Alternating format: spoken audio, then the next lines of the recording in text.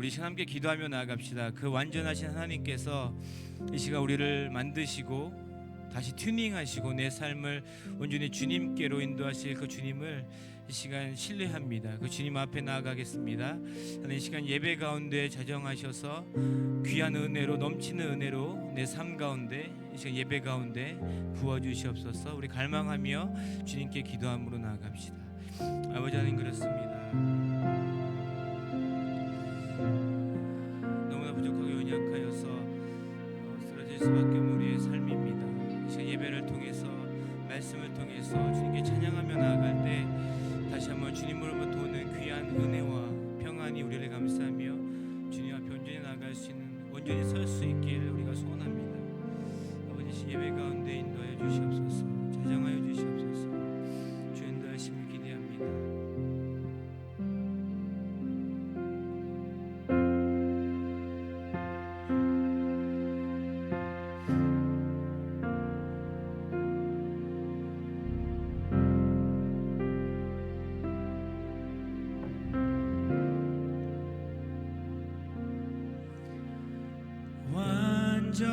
완전하신 나의 주, 의의 길로 날 인도하소서. 행하신 모든 일 주님의 영광 다 경배합니다. 완전하신 나의 주님, 완전하신 나의 주, 의의 길로 날 인도하소서. 행하신 모든 일 주님의 영광, 아멘, 다 경배합니다. 입술로 고백합시다. 예배합니다. 예배합니다. 찬양합니다. 주님만 날 다스리소서. 예배합니다. 찬양합니다. 주님 홀로 높임 받으소서.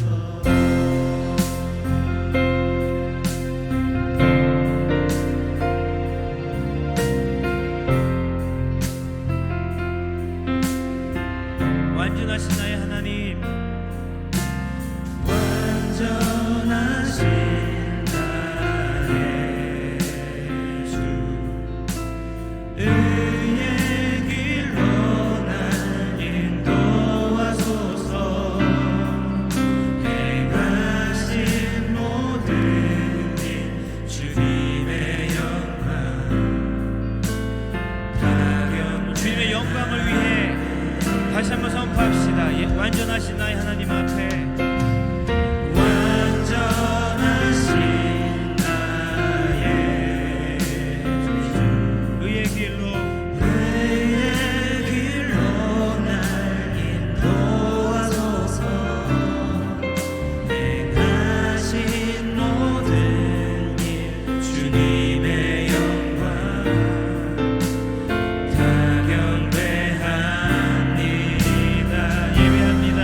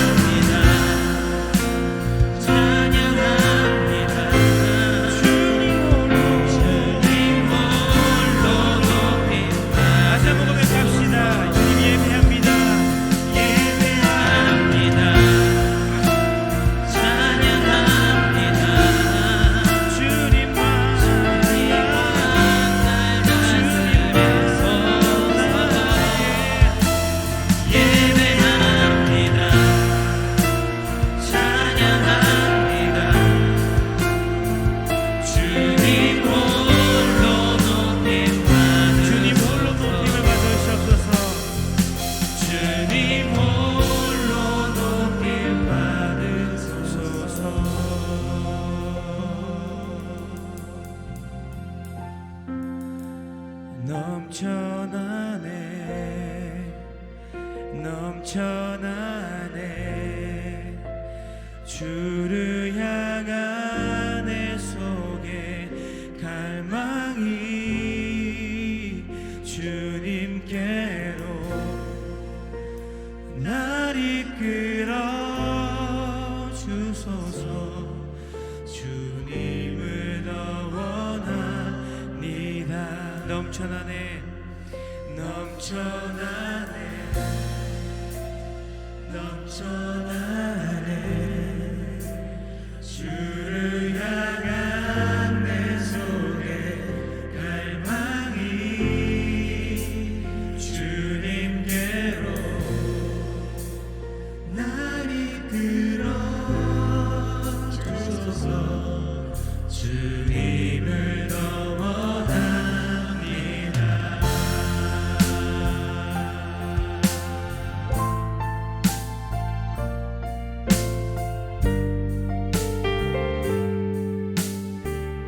주님께 고백하며 나갑시다 예수 사랑합니다 예수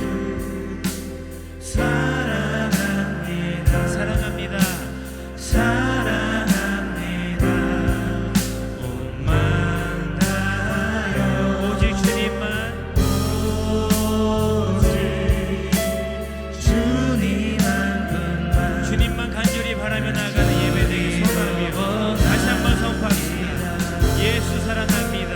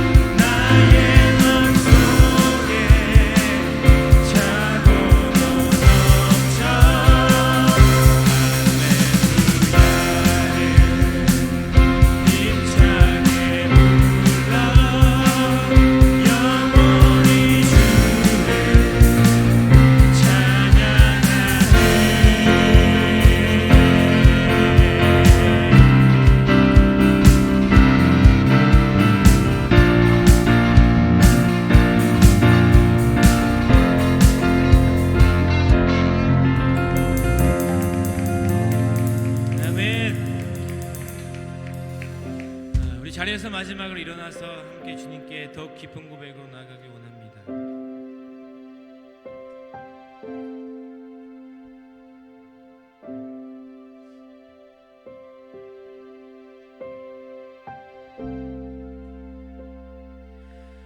예수로 나의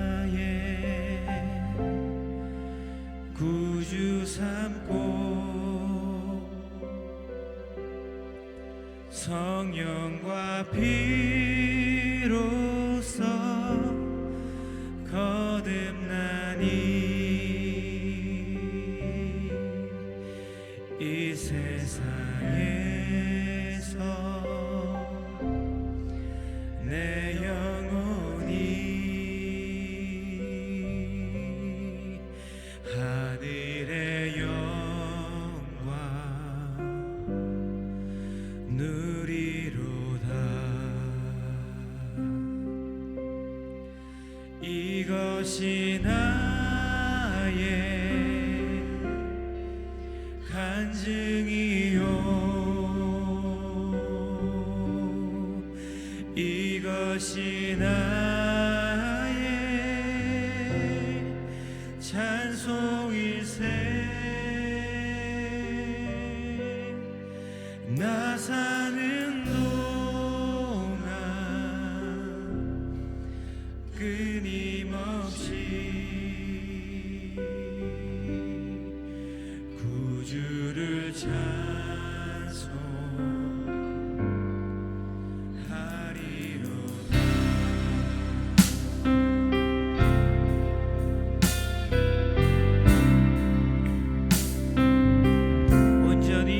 온전히 주께 맡긴 내 영 사랑의 음성을 듣는 중에 천사들 왕래 하는 것과 하늘의 영광을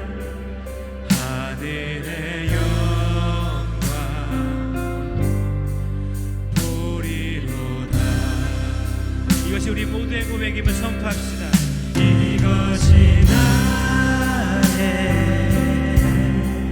간증이요 이것이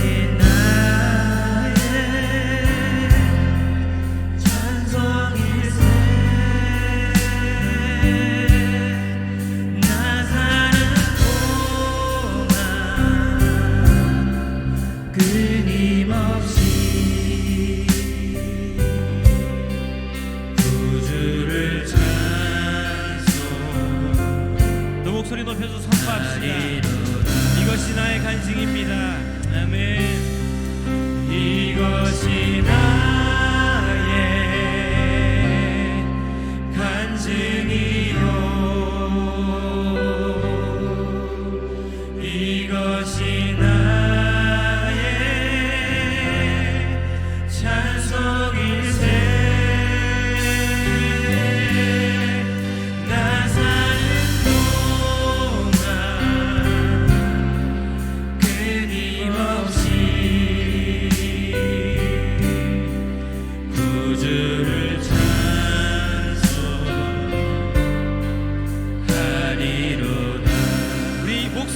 나갑시다. 주 안의 기쁨, 주 안의 기쁨 누림으로 마음의 풍랑이 잔잔하니 세상과 나는 간 곳 없고 곳 없고 구속한 주만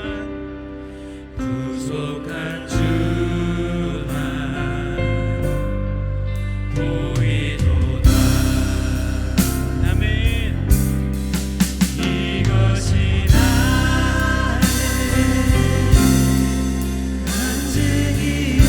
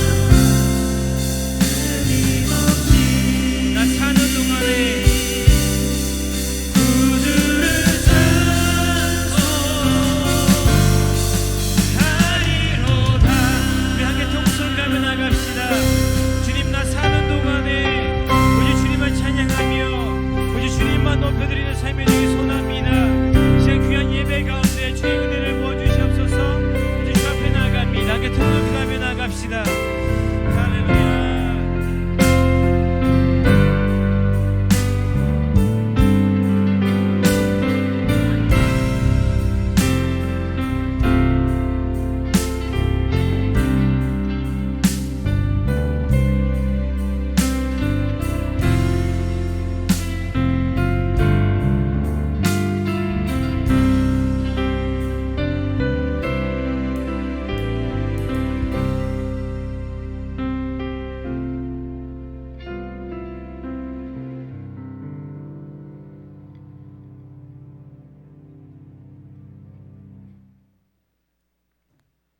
세계와 만물과 인간의 역사를 주장하시고 섭리하시는 전능하신 하나님 아버지, 감사와 찬양과 영광을 올려드립니다.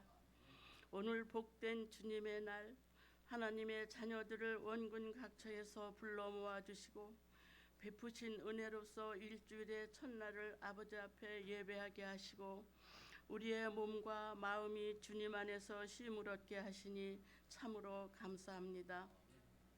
이 세상에 모래알같이 많은 사람들 중에 특별히 저희들을 택해 주시어 하나님의 자녀로 삼아 주시고 우리가 다른 사람들은 알지 못하는 하나님의 크고 놀라운 사랑과 축복을 받게 된 것을 생각하면 만입이 있어도 다 감사와 찬송을 드릴 수가 없습니다.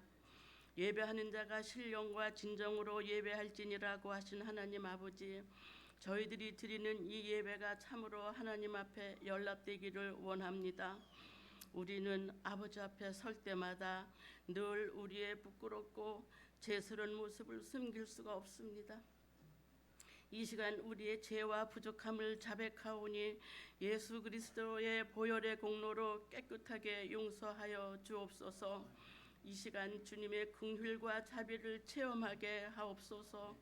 그리고 우리의 마음을 주님의 사랑과 소망으로 채워주셔서 그리스도의 장성한 분량까지 성장하도록 인도하여 주옵소서.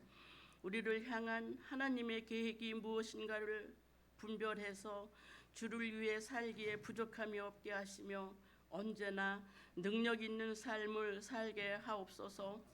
저희들은 이 세상의 시간표가 아닌 하나님의 시간표에 맞춰 살게 하옵시고 우리의 삶 자체가 예배가 되게 하옵시며 늘 깨어서 거룩과 경건을 연습하며 살게 하옵소서. 남은 날의 우선순위를 하나님 사랑하는 마음으로 살게 하시고 우리의 말과 마음의 묵상이 하나님께 연락되기를 원합니다. 시간의 주인이 되시며 인류의 모든 역사를 지배하시는 하나님 아버지, 부족한 저들에게 다시금 2023년 새해를 주시고 하나님 앞에 나와 예배할 수 있도록 인도하심을 감사드립니다. 지나간 1년을 돌이켜볼 때 저희는 너무나 덧없이 세월만 허송하였고 나태와 게으름 뿐이었습니다. 주님의 뜻을 따르지 못하고 세월을 아껴 살지 못한 저희들의 어리석음을 용서하여 주옵소서. 예수 그리스도 안에서 이전 것은 지나가게 하시고 새로운 피조물을 세워주셨사오니 주님의 그 부르심에 합당한 생활을 할 수 있도록 새로운 마음과 새 영을 더욱 충만히 부어 주옵소서. 사랑 많으신 하나님 아버지, 우리 에덴 장로교회를 오늘날까지 인도하시고 사랑하심을 감사드립니다. 양무리들을 보살피시는 인석진 담임 목사님과 교육자들께 성령의 은총을 늘 베풀어 주옵시고 당회원을 비롯한 모든 일꾼들이 맡은 책임에 충성을 다하게 하옵소서. 이 예배에 참석하지 못한 우리 에덴의 교우들 기억하여 주옵소서. 여행 중에 있는 자들, 영육간에 병든 자들, 실직한 자들, 팬데믹으로 걱정하는 자들, 집을 떠나 멀리 타주에 나가 있는 자녀들을 보호하시고 지켜 주옵소서. 소자에 이르기까지 주님의 사랑과 손길이 닿게 하시어 소외되고 낙심되는 자 한 사람도 없게 하옵소서. 하나님께서 사랑하시는 장경신 목사님, 영육간에 강건케 하옵시고 성령 충만함 주셔서 오늘 말씀 선포하실 때에 말씀의 영이 충만케 하옵시고 선포되어지는 하나님 말씀을 통하여 우리의 줄인 영혼이 살찌게 하시며 낙심한 영혼이 위로를 얻게 하시고 독수리처럼 날개치고 올라감 같은 새 힘을 얻게 하옵소서. 세우신 옐로와 찬양팀 위에 함께 하시며 우리를 죄에서 구원하여 주신 예수님 이름으로 기도하옵나이다. 아멘.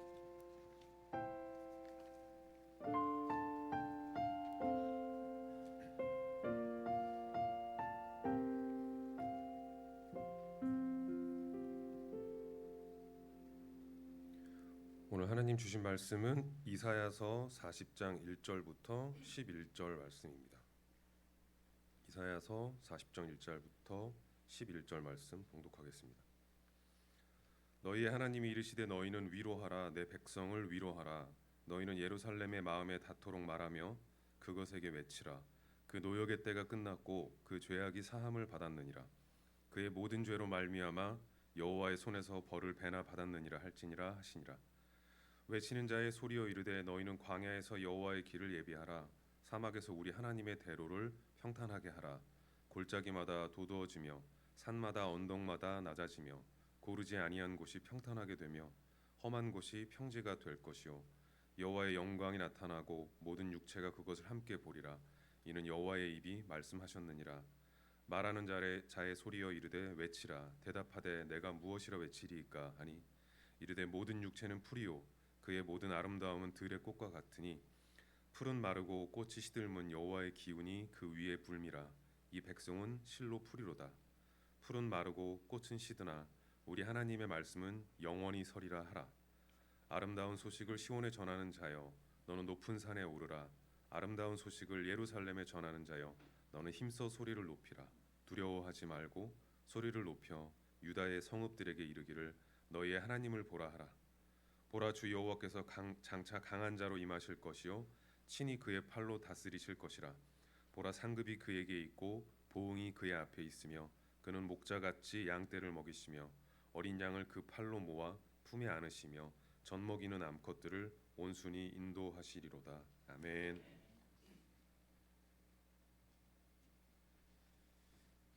할렐루야.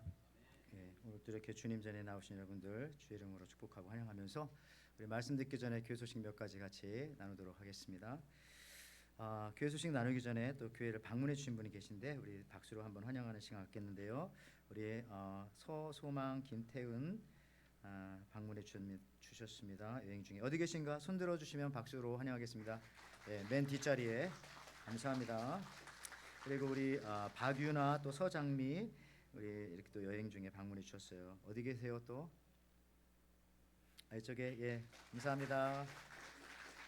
그리고 우리 3주간 우리 YM 센터에 머물고 계신 우리 정규인 가족님들 어디 계신가요? 그렇게 됐고 우리 지난주에 소개 안 했죠. 우리 하보라 우리 하보라 양 이렇게 오셨고요. 또 여러분들 오셨습니다. 소개 못하신 분들은 혹시 안 계신가요? 자, 교회 몇 가지 소식 먼저 듣고 나누고 우리 말씀 듣는 시간 갖겠습니다. 여러분 생명의 삶 2월호가 나왔으니까 여러분 나가실 때 받아가시기 바라고요. 우리 새 가족의 하나에서는 그냥 무료로 가져가실 수가 있겠습니다. 이번 주 토요일 새벽 예배 후에 우리 기관장 회의가 있습니다. 아직 우리 각 부서와 전도회에서 이번 달 회의한 내용 보고하지 못하신 기관이 있으면은 사무실로 주중에 꼭 제출해 주셔서 우리 기관장이 잘 할 수 있도록 도와주시기를 바랍니다. 우리 세금 보고를 위한 헌금 내역서 오늘까지 받고요. 다음 주에 저희들이 배부하도록 하겠습니다. 우리 1:1 제자 양육 과정 우리 원하시는 분들 우리 김혜린 장로님에게 말씀해 주시고 그 과정을 마치셔서 우리 또 양육자로 함께 사역하고 싶으신 분들은 또 저에게 연락해 주시면은 제가 같이 또 이 양육자를 양성하는 시간 함께 만들어가는 시간 갖도록 하겠습니다. 또 한 가지 특별하고도 중요한 광고는 여러분 주보 속죄도 나오지만은 이번 주 수요일부터 이제 2월 첫째 주 수요일부터 우리 수요 예배 때에 우리 수요 자녀 학교를 합니다. 어른들은 여기서 수요 예배를 드리지만 우리 자녀들은 우리 유년부와 중고등부 학생들 매주 수요일 저녁 7시부터 8시까지 우리 성경 공부와 게임, 다채로운 활동 이런 것들을 통해서 믿음과 또 함께 또 믿음의 삶을 만들어 갈 텐데요. 우리 리콜라스 조전사님께서 오셔서 그렇게 하실 거예요. 그러니까 우리 어른들 수요예배 오시고요. 우리 자녀들 같이 모시고 오셔서 같이 우리 수요 자녀 학교에 꼭 투입해 주시기를 바랍니다. 훌륭한 아이들 다 될 겁니다. 그 밖의 광고들 여러분 주보를 보시기 바라고요. 자, 이제 이 시간 말씀 듣겠는데 오늘은 특별히 저희들과는 이제 신앙생활 한 지 이제 몇 달 지나셨는데 우리 장경식 목사님 모시고 같이 은혜를 나누도록 하겠습니다. 우리 장경식 목사님은 서울대학교 철학과 나오시고요. 또 플러신학교에서 목회학 석사 또 선교학 석사 공부하셨고 그리고 LA에서 이 홀리스톤 한인교회 또 10년 동안 그렇게 같이 목회하시다가 오셨어요. 하와이에 우리 자유연합감리교회에서 안수받으셨지만은 우리 귀한 목사님 통해서 오늘 여러분들에게 꼭 필요한 말씀 드리라고 믿습니다. 우리 하나님의 위로라고 하는 말씀으로 같이 위로받고 은혜 나누는 시간 될 텐데요. 우리 목사님 나오실 때에 우리 하나님께 영광의 박수 올려드리시겠습니다.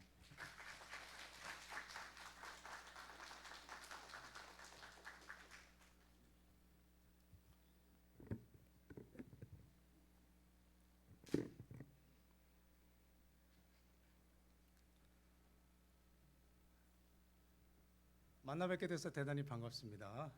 장경신 목사입니다. 우리의 하나님은 선교하시는 하나님이십니다. 그리고 하나님은 홀로 외롭게 선교하지 않으시고 항상 사람들과 함께 하시기를 즐거워하십니다. 하나님께서 얼마나 사람들과 함께 하기를 원하시냐면 하나님은 사람이 준비되지 않으면 자신의 선교를 잠시 멈추시고 동역할 사람이 준비될 때까지 기다리시기도 합니다. 하나님이 아브라함을 통해 이스라엘 백성을 창조하신 것도 바로 이런 이유 때문이었습니다. 죄가 세상에 들어온 후 사람은 스스로 하나님의 선교에 동참하지 못할 정도로 부패해졌습니다. 그래서 예수님은 자신과 동역할 백성을 직접 다시 만드신 것입니다. 그리고 이제 예수님을 그리스도로 영접하는 모든 사람들은 다 아브라함의 자손이 되어 하나님과 동역할 하나님의 선교 백성으로 구별됩니다. 우리가 하나님의 선교 백성이 되기 시작하면 하나님은 우리가 기존에 갖고 있던 일반적인 세계관을 성서적인 세계관으로 변화시켜 가십니다. 우리가 갖고 있는 세계관은 대부분 우리의 가정과 학교와 사회에서 교육받은 지식과 경험과 신념과 가정들로 만들어져 있습니다. 그런데 우리의 가정과 학교와 사회가 100% 성경적일 수가 없기 때문에 우리들이 갖고 있는 세계관은 성경에 게시되어 있는 하나님 나라의 세계관과 항상 일치하지 않는 부분이 생기게 마련입니다. 그래서 선교학에서는 내가 갖고 있던 기존의 세계관을 성경적인 세계관으로 변화시키는 월드뷰 체인지, 세계관의 변화가 바로 그리스도인의 회심이라고 정의합니다. 단순히 내가 예수를 구주로 영접했다고 말로 시인하는 것만으로 내가 그리스도인이 되었다라고 단정짓기는 어렵습니다. 로마서 10장 9절에 네가 만일 내 입으로 예수를 주로 시인하며 또 하나님께서 그를 죽은 자 가운데서 살리신 것을 내 마음에 믿으면 구원을 받으리라 라고 말씀하셨는데 구원을 받으리라는 미래형으로 되어 있습니다. 즉 받았다라는 확증이 아니라 받을 확률이 대단히 높아졌다 혹은 어지간하면 받을 것이다 라는 의미입니다. 즉 우리가 입으로 시인하고 마음으로 예수를 고백하고 믿는 것은 회심의 중요한 현상이지만 믿음의 본질은 아닌 것입니다. 믿음의 본질은 세계관의 변화입니다. 세계관은 우리의 모든 말과 행동과 삶의 방식을 실제로 지배하고 있는 원리입니다. 즉 우리가 하고 있는 모든 말과 행동과 삶의 모습은 다 우리의 세계관에서 비롯되는 것입니다. 우리가 예수님을 믿고 사람이 달라졌다는 것은 실제로는 우리 안에 있는 세계관이 변화되어서 나의 말과 행동과 삶까지 변화되었다는 것입니다. 이것을 거꾸로 얘기하면 우리의 말과 우리의 행동과 우리의 삶의 모습은 보면 우리는 우리의 세계관이 어떠한지 점검하고 확인해 볼 수 있습니다. 그래서 신앙생활이라는 것은 우리의 세계관을 계속해서 하나님의 세계관으로, 성경적인 세계관으로 변화시켜서 급기야 내 말과 내 행동과 내 삶의 모습까지 다 변화시켜가는 인생 여정이라고 말할 수 있는 것입니다. 우리가 하나님의 선교 백성이 되면 이 세계관의 변화를 통해서 하나님께서는 내 인생의 흥망성쇠가 바로 하나님과의 관계성 속에서 결정된다는 것을 깨닫게 하십니다. 여러분, 아마도 예수님을 믿는 분들도 하나님과의 관계는 나의 구원에 관한 문제이지 이게 무슨 내 인생의 흥망성쇠와 관계가 있을까, 그렇게 생각하시는 분이 많이 계실 줄로 믿습니다. 실제로 예수님을 믿지 않고도 떵떵거리면서 잘 사는 분이 우리 주변에 많기 때문입니다. 맞습니다. 그런데 여기서 포인트는 예수님을 믿어야 내 인생이 잘 된다는 것이 아닙니다. 예수님을 믿지 않는 사람들의 흥망성쇠는 어차피 하나님과의 관계와 아무 상관이 없습니다. 이 말씀은 우리가 만약 하나님의 선교 백성이 된다면 이제부터는 내 인생이 세상적인 방식으로 흥하지 않고, 또는 세상이 아무리 우리를 망한다고 멸망한다고 말해도 멸망하지 않는다는 뜻입니다. 우리가 하나님의 선교 백성이 되는 순간 저와 여러분의 인생길은 이제 하나님과의 관계 속에서 인생의 흥망생사가 결정되도록 하나님께서 우리의 신분을 바꿔놓으셨습니다. 여러분, 이스라엘 민족의 흥망성쇠가 이것을 잘 보여줍니다. 하나님의 마음에 최고로 합했던 다윗 왕 때 이스라엘은 최고의 전성기를 누렸습니다. 다윗 왕 때는 새 노래가 불려졌습니다. 시편이 기록되었습니다. 하나님의 율법이 매일 묵상되었습니다. 죄에서 돌이키는 자가 많았습니다. 그러나 그의 아들 솔로몬 이후부터 이스라엘은 하나님과 멀어지기 시작했고 그 나라가 점점 쇠퇴해 갔습니다. 하나님의 오래 참으심과 하나님의 경고하심에도 불구하고 이스라엘은 돌이키지 않았고 결국 나라와 민족을 빼앗기고 성전이 무너졌고 예수님이 오시기 전 586년 전부터 바벨론의 포로로 끌려가 비참한 종살이를 하게 되었습니다. 얼마나 비참한 종살이를 하게 되었냐면 끌려갔던 1세대가 모두 그곳에서 죽었습니다. 그리고 2세대와 3세대가 될 때까지 무려 70년을 포로 생활을 했습니다. 오늘 본문의 말씀은 기약도 없고 희망도 없고 미래도 없고 아무런 대책이 없는 이스라엘 백성에게 하나님께서 허락하신 위로의 말씀입니다. 오늘 하나님께서 어떤 위로의 말씀을 주셨는지 이제 함께 살펴보도록 하겠습니다. 오늘 먼저 본문 1절에서 하나님께서는 내 백성을 위로하라 라고 말씀하셨습니다.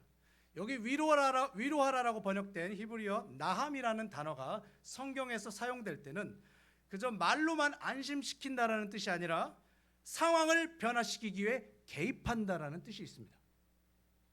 즉 내 백성을 위로하라는 하나님의 말씀은 그저 말로만 이스라엘 백성을 격려하고 위로하는 것이 아니라 이제 그들의 삶의 환경에 들어가서 그들을 위해 일하신다, 행동하신다라는 뜻입니다.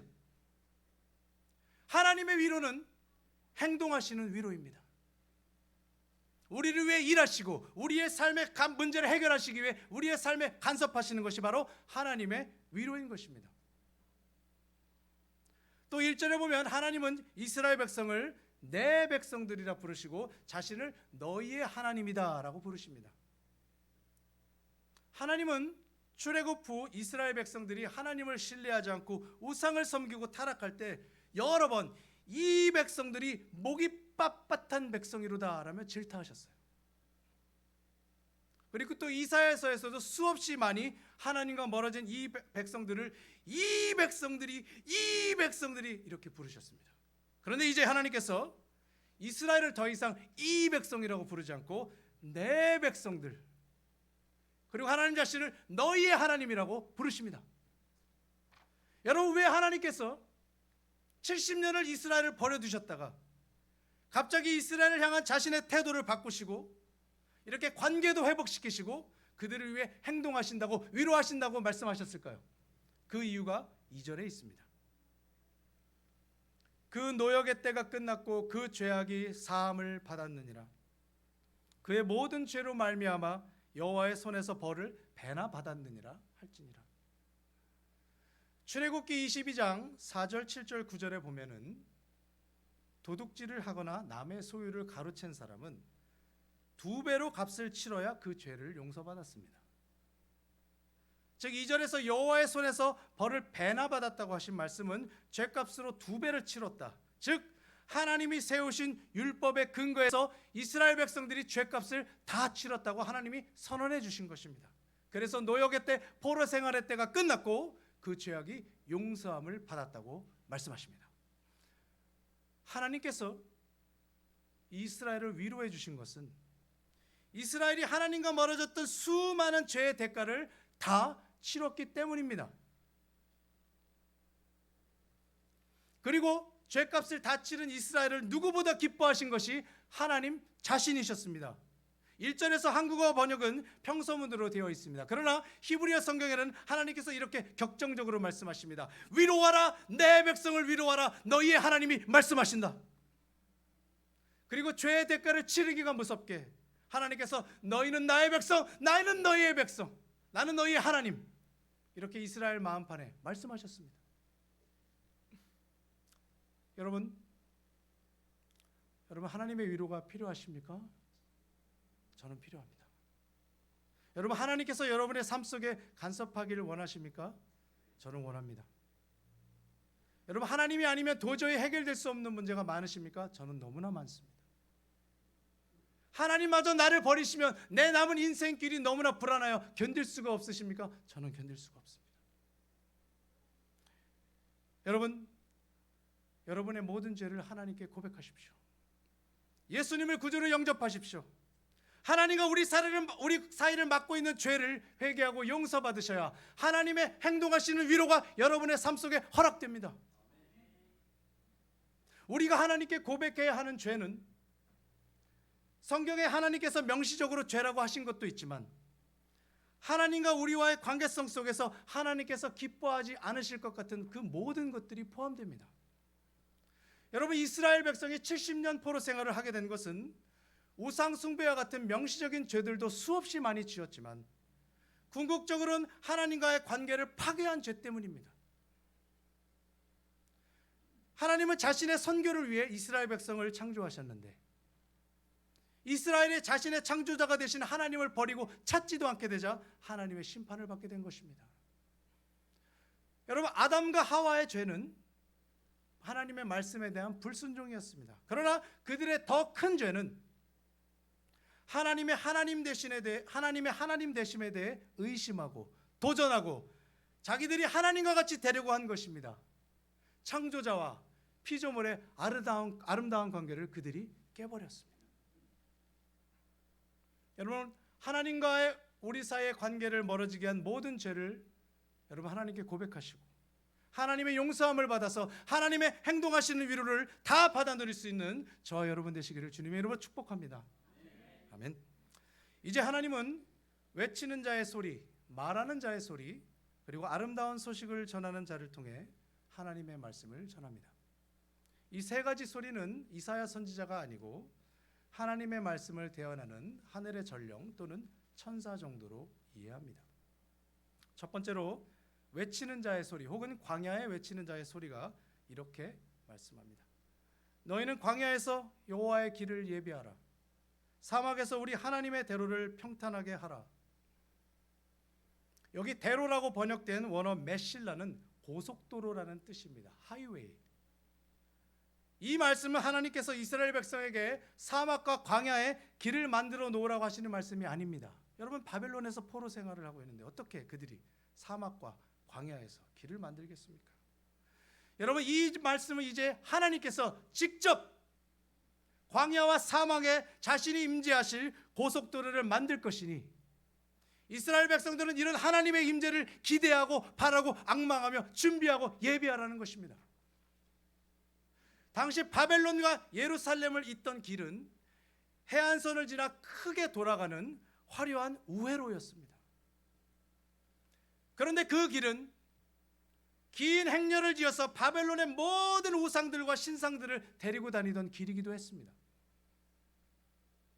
우상으로 더럽혀진 그 크고 화려한 우회로 대신에 사막과 광야에서 예루살렘과 바벨론을 직통으로 엮는 고속도로를 하나님께서 만드신다고 하신 것입니다. 여러분, 이게 무슨 뜻입니까?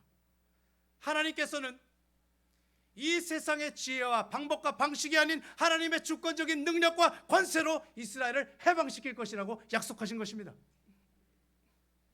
여러분, 70년을 종살이를 했습니다. 70년쯤 종살이를 하면 스스로 구원할 방법이 없다는 것을 알게 됩니다. 하나님에 대한 믿음 자체가 거의 없어져야 합니다. 여러분, 우리 한국은 35년 일제 치하를 당했지만 이스라엘의 딱 절반을 했는데도 수많은 변절자들과 희망을 버리고 나라를 빼앗기겠다고 그렇게 저버리는 사람들이 많았습니다. 그러나 하나님께서는 때가 참에 페르시아 왕국의 임금인 고레스가 바벨론을 점령하게 하시고 그 고레스 왕을 통해 이스라엘 백성들을 예루살렘으로 돌려보내셨습니다.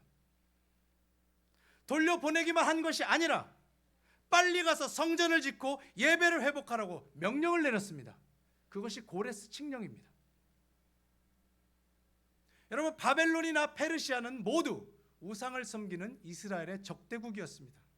그런데 갑자기 페르시아 왕 고레스가 나타나서 그가 하나님의 종이 되어서 이스라엘을 해방시킨 것입니다.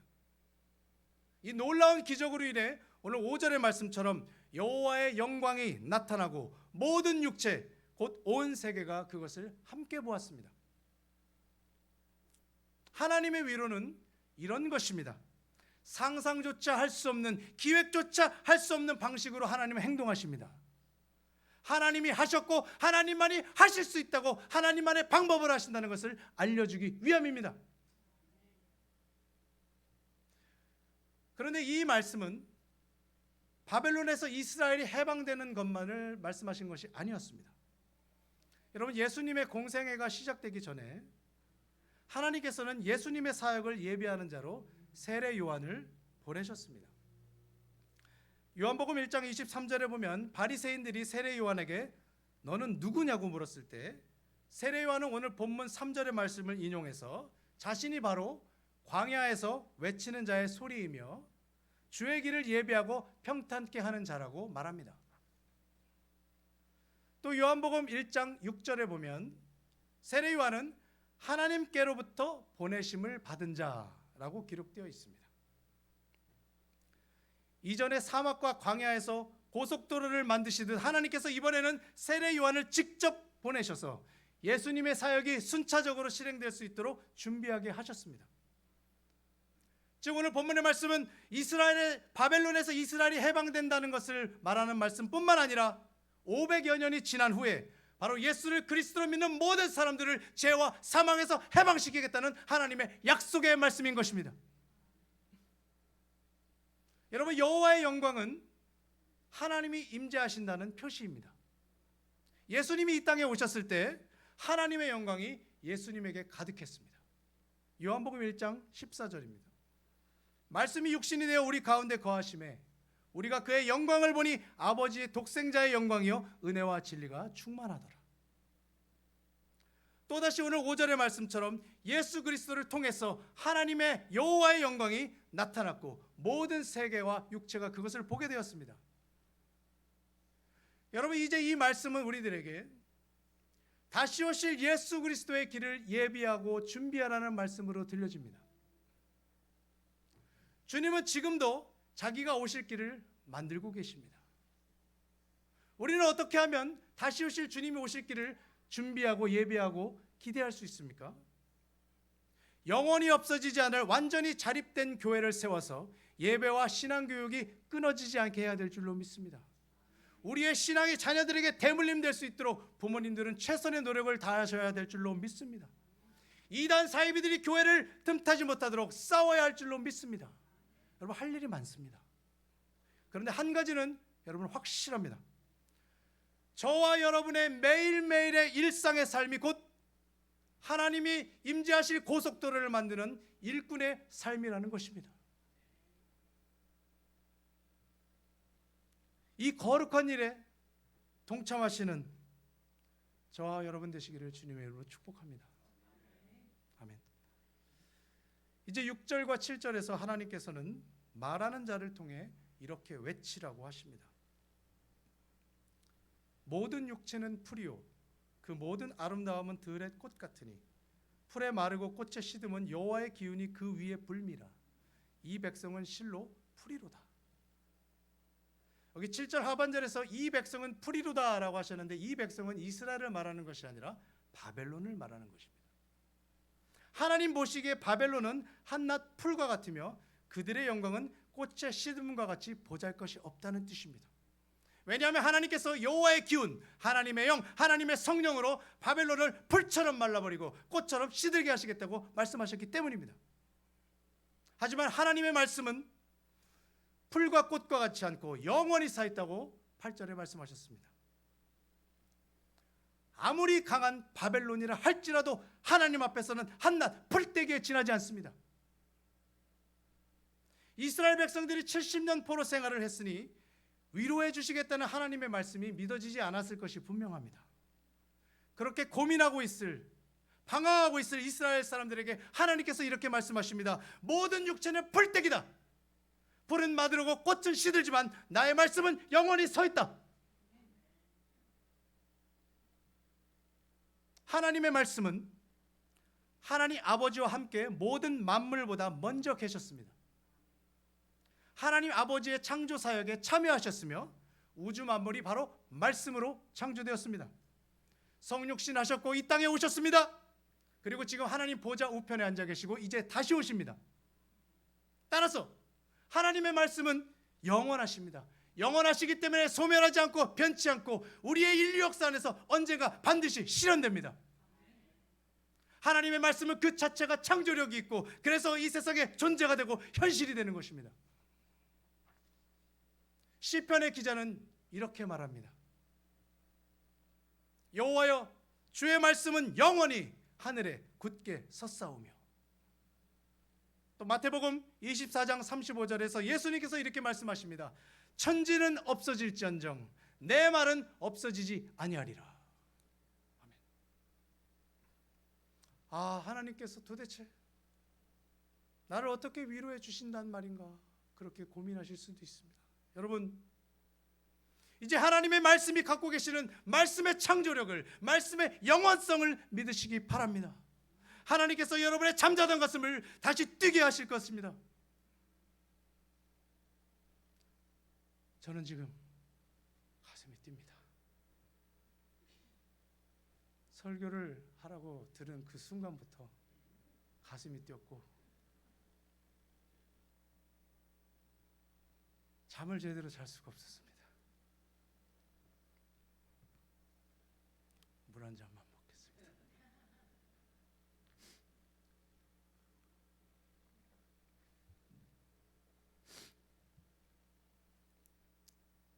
한때 강팍했었고 메말라 있던 제 가슴을 하나님께서 다시 뛰게 하십니다.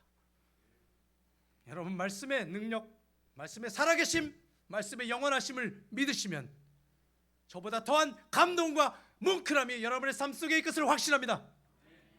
아멘. 이제 하나님은 마지막으로 아름다운 소식을 전하는 자에게 이렇게 전하라고 하십니다. 9절입니다. 아름다운 소식을 시온에 전하는 자여 너는 높은 산에 오르라. 아름다운 소식을 예루살렘에 전하는 자여 너는 힘써 소리를 높이라. 히브리어 성경을 헬라어로 번역한 성경을 보면 여기 아름다운 소식을 전한다라는 표현을 유앙겔리온이라는 단어로 번역합니다. 유앙겔리온은 announce good news, 즉 복음을 전한다라는 뜻입니다. 이 유앙겔리조의 동사의 명사형이 바로 유앙겔리온인데 유앙겔리온은 신약 성경에 수없이 반복되어 나오는 복음이라는 단어입니다. 복음. 즉 아름다운 소식을 전하는 자는 바로 복음을 선포하는 자입니다. 하나님께서 이스라엘 백성에 주시는 최고의 마지막 위로는 바로 복음인 것입니다. 그리고 9절 하반절에 이렇게 말씀하셨습니다. 두려워 말고 소리를 높여 유다 백성에게 이르기를 너희의 하나님을 보라. 여기 너희의 하나님을 바라보라는 말씀은 너희의 하나님이 여기 계시다라는 뜻으로 해석할 수 있습니다. 같은 뜻입니다. 히브리어 문법에서는. 두려워 떨고 있는, 믿지 못하고 있을 이스라엘 백성에게 하나님을 바라보라고 말씀하시고 너희의 하나님이 여기 있다고 말씀하십니다. 그리고 하나님께서 그들에게 약속하십니다. 10절과 11절입니다. 보라, 주 여호와께서 장차 강한 자로 임하실 것이요 친히 그 팔로 다스리실 것이라. 보라, 상급이 그에게 있고 보응이 그의 앞에 있으며 그는 목자같이 양떼를 먹이시며 어린 양을 그 팔로 모아 품에 안으시며 젖먹이는 암컷들을 온순히 인도하시리로다. 여러분, 바벨론을 떠나 예루살렘으로 돌아갈 이스라엘 백성들은 이제 사실 모든 것을 다시 시작해야 합니다. 두렵고 떨렸을 것입니다. 왜냐하면 바벨론의 그늘 아래 있으면 그래도 생명을 부지할 수 있을 텐데 이제 폐허가 되어 있는 이스라엘로 돌아가서 모든 것을 다시 시작하려니 적들이 우글거리고 목숨이 두렵습니다. 귀찮고 불편했을 것입니다. 여러분, 바벨론에서 이스라엘로 돌아가는 그 길은 거의 900마일입니다. 걸어가야 합니다. 폐허가 되어 있는 그곳에서 성전부터 다시 짓고 나라를 재건해야 합니다. 노동의 연속입니다. 실제로 고레스 칙령이 발표되었지만 예루살렘으로 돌아온 사람은 극소수였습니다. 죽을 때까지 바벨론에 눌러 앉은 사람이 대부분이었어요.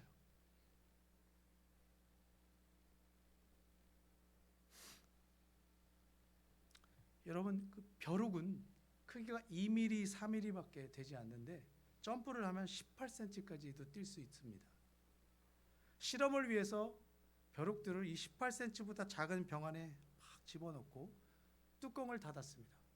이 벼룩들이 뛰니까 뚜껑을 닫는데도 막 뛰쳐 올라왔습니다. 어거지로 막 닫았는데 딱 3일이 지나고 나서 병뚜껑을 열었습니다. 단 한 마리도 병 밖으로 뛰어나오질 못했습니다. 실험자가 말합니다. 이제 이 벼룩들은 절대 평생 이 병 밖을 못 뜁니다. 그리고 심지어 이 벼룩이 여기서 자식을 낳아도 그 자식들도 평생 이 병 밖을 못 뜁니다.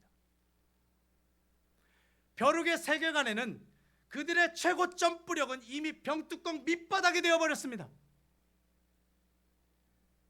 하나님께서 이제 해방과 구원과 상급을 약속해 주셨음에도 불구하고 뚜껑을 열어도 밖으로 뛰어나가지 못하는 벼룩처럼 이스라엘 사람들은 바벨론에 머물러 있었습니다. 하나님께서는 죄값을 다 치른 이스라엘 백성을 다시 예루살렘으로 돌아오실 것을 기대하고 흥분과 감격으로 이렇게 말씀하셨습니다. 내 백성을 위로하라. 너희의 하나님이 여기 계시다.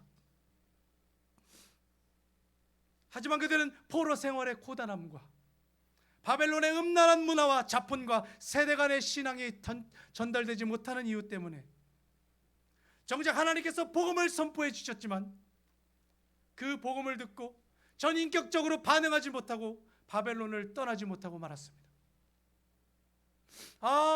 하나님의 아쉬움과 하나님의 눈물과 하나님의 답답함을 얼마나 크셨을지 생각해 봅니다. 또 한편으로는 하나님의 말씀을 붙잡고 과감히 바벨론을 떠나 예루살렘을 돌아온 그 소수의 사람들을 하나님께서 얼마나 귀하게 여기셨을지 생각해 봅니다. 하나님께서는 복음의 메시지를 듣고 과감히 떠난 바벨론 사람들을 천하보다 귀하게 여기셨음이 틀림없습니다. 왜냐하면 하나님께서는 그들의 이름을 누구 자손 몇 명, 누구 자손 누구 자손 이런 형식으로 에스라 2장과 느헤미야 7장에 모두 기록해 놓으셨습니다. 돌아온 사람 한 명 한 명의 이름을 기록한 것은 아니지만 이 정도로 성경의 2장을 할애해서 그들의 명단을 기록하셨다는 것은 실제로 하나님께서는 그 믿음으로 이스라엘로 돌아온 하나님의 사람들 한 명 한 명 개개인의 삶을 모두 아시고 모두 기억하시고 모두 책임지시는 거라고 저는 믿습니다.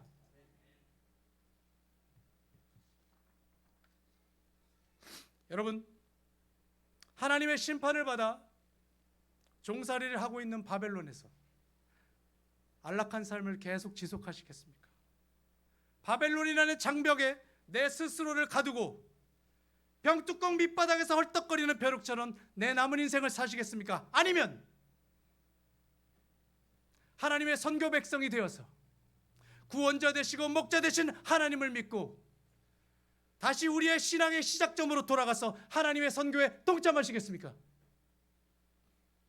하나님께서 말씀하십니다. 너희의 하나님을 바라보라. 너희의 하나님이 여기 계시다. 그리고 약속하십니다. 내가 너희를 구원할 것이며 너희의 목자가 될 것이며 상급과 보상이 있을 것이다. 아멘. 하나님의 행동하시는 위로가 이 말씀을 굳게 믿는 모든 분들에게 허락될 것을 믿습니다. 예루살렘으로 돌아와 성경책에 이름을 올렸던 그들처럼 우리도 하나님의 선교 백성이 되어서 하나님의 생명책에 우리의 이름을 모두 올릴 수 있는 저와 여러분을 되시기를 주님의 이름으로 축복합니다. 아멘. 우리 다 같이 찬양하시면서 하나님께 예물 드리겠습니다.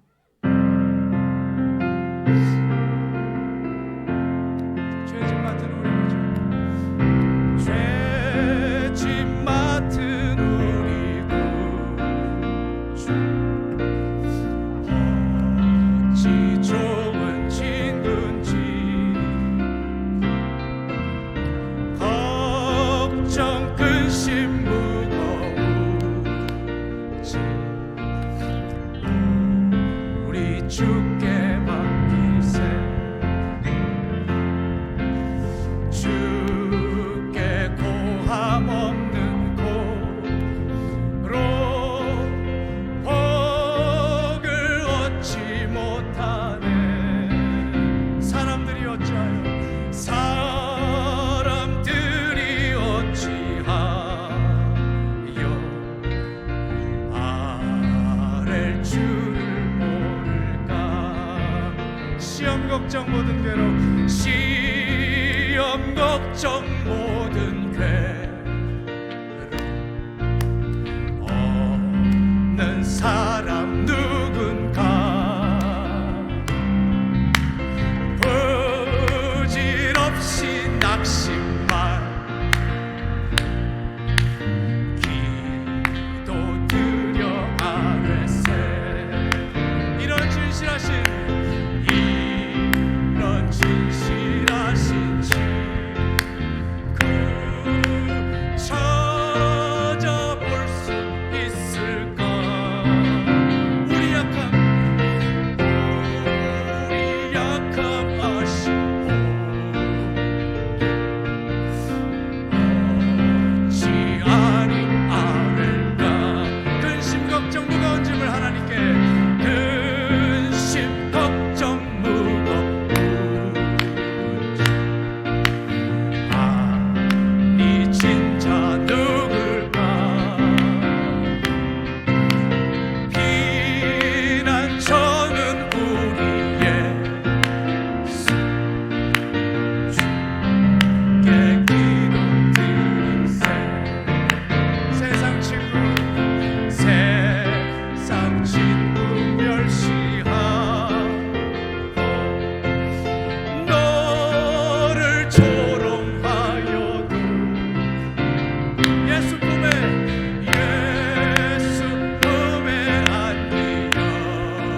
안기어서 참된 위로 받게. 세상 친구 멸시하고 한 번 더 하겠습니다.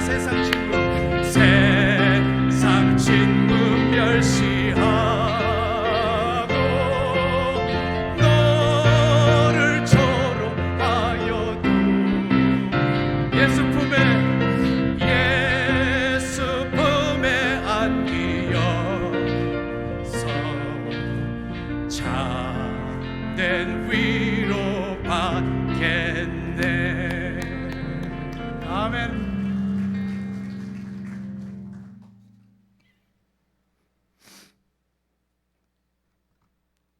우리들의 시간과 마음과 정성과 땀과 노력을 다해 세상에서 수고한 대가 중에 하나님의 감사와 은혜를 고백하는 마음으로 예물을 드립니다.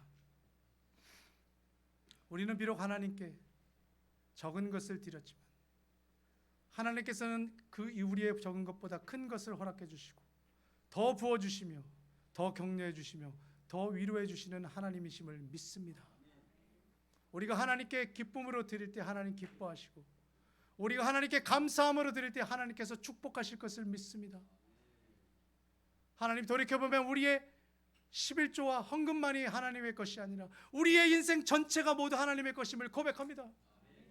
하나님, 우리의 적은 물질이라도 하나님께 드릴 때 하나님 기뻐 받으시고 우리의 교회와 우리의 가정과 우리의 사역을 축복하여 주시옵소서. 이제는 우리 주 예수 그리스도의 한없는 은혜와 하나님의 크신 사랑과 성령님의 감화 교통하심이 이 자리에 모여 함께 예배드린 모든 하나님의 선교 백성의 삶과 가정과 학업과 직장과 계획 위에 지금부터 영원토록 함께 있을지어다. 아멘.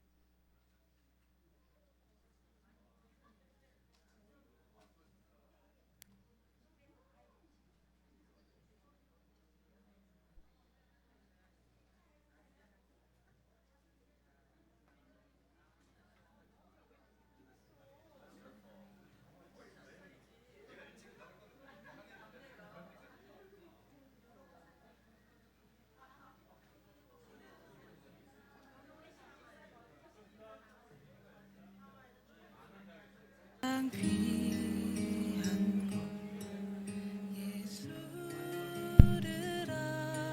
알미라. 그 은보다 더 귀한 것 예수